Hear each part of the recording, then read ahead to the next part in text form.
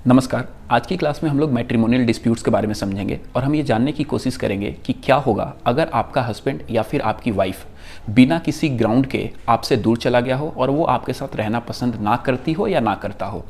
Even जब आप उससे तलाक के लिए बात कर रहे हैं तो ना तो वो आपसे तलाक लेना पसंद करते हैं, ना ही वो आपके साथ रहना पसंद करते हैं।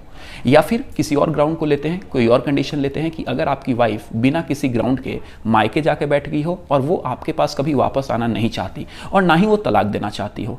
या फिर कोई और कंडीशन लेते हैं कि वो कहीं और चली गई हो आपसे दूर और जब आप उसको अपने पास बुलाने की बात करते हैं तो वो आपसे कोई कंडीशन लगा रही है। वो कंडीशन कुछ भी हो सकता है कि आप मुझे अपने फैमिली से अलग लेकर रखिए, या फिर मैं आपके साथ तभी रहूंगी जब आप अपने फैमिली से अपने आप को सेपरेट कर लीजिएगा, या फिर वो कोई भी जो मैट्रिमोनियल्स राइट एंड ड्यूटीज होती हैं उसको परफॉर्म नहीं करती आपके साथ। ध्यान रखिएगा, जब भी कोई शादी के बंधन में दो जोड़े आते हैं तो वहां पे बेसिकली कुछ मैट्रिमोनियल राइट्स होती हैं, कुछ ड्यूटीज होती हैं एक दूसरे को लेकर। इसको कंजीवल राइट्स कहा जाता है। मैं रिपीट करता हूं, शादी के बाद जो भी एक दूसरे को लेकर राइट्स एंड ड्यूटीज होती हैं इसको कंजीवल राइट्स कहा जाता है। और जब ये राइट्स को कोई भी पार्टी परफॉर्म नहीं करती तो यहां पे हमारे भारत के कानून में बाकायदा ये प्रावधान दिया गया है, जिस प्रावधान के तहत आप इस सारे के सारे राइट्स को इन्फोर्स करवा सकते हो through the court of law. आज ही क्लास में हम बेसिकली इन्हीं सारी बातों को देखने की कोशिश करेंगे और समझने की कोशिश करेंगे। हालांकि अगर आप मेरे से पूछेगा कि जब भी कोई मैट्रिमोनियल डिस्प्यूट्स हो तो इस मैट्रिमोनियल डिस्प्यूट्स को सेटल करने का सबसे बेहतरीन तरीका क्या है, तो मैं तो आपसे यही बोलूंगा कि जब भी कोई मैट्रिमोनियल डिस्प्यूट्स है तो आप कोर्ट में जाने से बचिए, आप किसी एडवोकेट को हायर करने से बचिए और आप ये कोशिश करिए कि सारे के सारे मैटर्स को म्यूचुअल कंसिलेशन के थ्रू सेटल किया जाए। क्योंकि मेरा एक स्ट्रांगली एक चीज को लेकर मानना है कि horse can be forcibly brought into water pond but we can not compel to drink it. ध्यान रखिएगा, मैट्रिमोनियल राइट्स और राइट रिलेटिंग टू मैरिज ये एक ऐसी चीज है जिसको आप जबरदस्ती परफॉर्म नहीं करवा सकते। ये जो परफॉर्मेंस होती है वो इनर कॉन्शियंस के थ्रू की जाती है, ये जबरदस्ती नहीं की जाती। तो बेटर यही है कि अगर पार्टी एक दूसरे के साथ परफॉर्मेंस नहीं दे पा रही है मैरिज रिलेटिंग राइट को, तो आप म्यूचुअल कॉन्सिलेशन के थ्रू अलग हो लीजिए। लेकिन ये तो मेरा पर्सनल सजेशन है और इससे कानून का कोई लेना देना नहीं है। हमारे भारत में चाहे हिंदू मैरिज एक्ट हो, चाहे डाइवोर्स एक्ट हो, चाहे स्पेशल मैरिज एक्ट हो, हर कानून में यह बकायदा रास्ता दिया गया है कि अगर आपके साथ कोई ऐसी स्थिति आती है जहां पे एक पार्टी दूसरे के साथ खेलने की कोशिश करती है, मैं रिपीट करता हूं इस स्टेटमेंट को, एक पार्टी दूसरे के साथ खेलने की कोशिश करती है, तो वहां पे आप कानून के कौन से रास्ते में और कौन से ऐसे रास्ते अपना के आप अपने राइट को enforce through the court of law करवा सकते हैं। ऐसी स्थिति में अगर आप हिंदू हैं तो section 9 of Hindu marriage act 1955, अगर आप क्रिश्चियन हैं तो section 32 and 33 of divorce act, अगर आप मुस्लिम हैं तो under Mohammedan law, under general law, और अगर आपने इंटरकास्ट मैरिज किया है मतलब हिंदू होकर मुहम्मदम में शादी या मुहम्मदम होकर क्रिश्चियन में शादी, तो वहां पे section number 22 of special marriage act के थ्रू आप अपने नियरेस्ट डिस्ट्रिक्ट कोर्ट में मजिस्ट्रेट के पास जाइए और जाके याचिका डालिए रेस्टिट्यूशन ऑफ कंज्यूगल राइट का।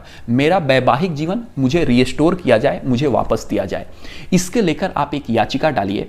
और इस याचिका डालने के बाद आपका जो मजिस्ट्रेट है वो दोनों पार्टी को मतलब हस्बैंड को और वाइफ को समन भेजती है। समन इशू करने के बाद दोनों पार्टी कोर्ट में प्रेजेंट होंगी और अपनी अपनी दलीलें रखेंगी, अपनी अपनी बातें रखेंगे। बातें रखने के बाद जनरली मैट्रिमोनियल डिस्प्यूट से थोड़ा सा टाइम लगता है, नियर अबाउट प्रैक्टिकली देखा गया है कि आपके 1 से 1.5 साल के बीच में सर कोर्ट का फैसला आ जाता है। ध्यान रखिएगा, ये तलाक का केस नहीं है, डाइवोर्स का केस नहीं है कि आपको यहां पे सेपरेट रहने के लिए कहा जाएगा। अब बड़े ध्यान से मेरी बात सुनिएगा कि आप जैसे रेस्टिट्यूशन ऑफ कंज्यूगल राइट का मुकदमा कोर्ट ऑफ लॉ में डालोगे वैसे ही आपकी वाइफ हो सकता है, प्रैक्टिकली ये देखने को मिला है कि वो घरेलू उत्पीड़न यानी 498 कैपिटल ए का मुकदमा, डोमेस्टिक वायलेंस का मुकदमा आपके ऊपर डालेगी, या हो सकता है नज़दीकी थाने में जाके वो आपके खिलाफ FIR कर दे। आपको इससे डरने की बिल्कुल भी जरूरत नहीं है। आपको इस चैनल पे हम लोगों ने ऑलरेडी एक वीडियो बना दिया है कि अगर आपके ऊपर झूठा मुकदमा 498 कैपिटल ए का हो तो आपको उससे कैसे बचना है। आपको लिंक डिस्क्रिप्शन में दे दिया गया है, आप या मेरे चैनल पर जाके आप उसको देख सकते हैं।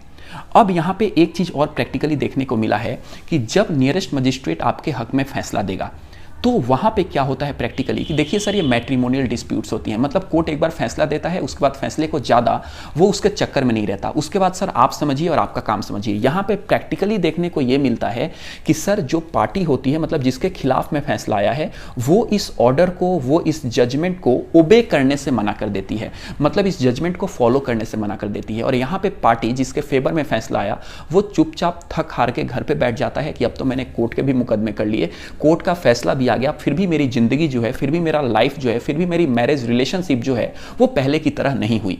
ध्यान रखिए, यहाँ भी आपको डरने की प्लस यहाँ पे थकने की आपको ज़रूरत नहीं है। आप CPC 1908, मैं रिपीट करता हूँ, कोड ऑफ सिविल प्रोसीजर 1908 के ऑर्डर नंबर 21 के थ्रू आप एग्जीक्यूशन डिक्री कोर्ट में डालिए। ध्यान रखिएगा, अगर आपके फेवर में फैसला आया बट फिर भी आपकी वाइफ या आपका हस्बैंड उस फैसले को मानने से इनकार कर रहा है, तो आप CPC 1908 के ऑर्डर नंबर 21 के थ्रू कोर्ट में एग्जीक्यूशन डिक्री डालिए। और जब आप एग्जीक्यूशन डिक्री डालिएगा तो यहां पे आपका मजिस्ट्रेट, जो नियरेस्ट मजिस्ट्रेट है, वो इस ऑर्डर के थ्रू आपके पूरे के पूरे जजमेंट को, आपके पूरे के पूरे फैसले को क्या करवा देगा, एग्जीक्यूट करवा देगा। ध्यान रखिएगा, किसी भी कोर्ट के द्वारा दिया हुआ जजमेंट कोर्ट के द्वारा ही हम लोग एग्जीक्यूट करवा सकते हैं। This is called execution decree. ये एग्जीक्यूशन डिक्री के बारे में बहुत सारे लोगों को पता नहीं होता और वो इसका बेनिफिट नहीं ले पाते। तो आज की क्लास के लिए सिर्फ इतना। हम मिलते हैं किसी और लेक्चर के साथ किसी और दिन। तब तक आप अपना ख्याल रखें, सतर्क रहें और सुरक्षित रहें। That is all for today. Thank you once again. God bless you.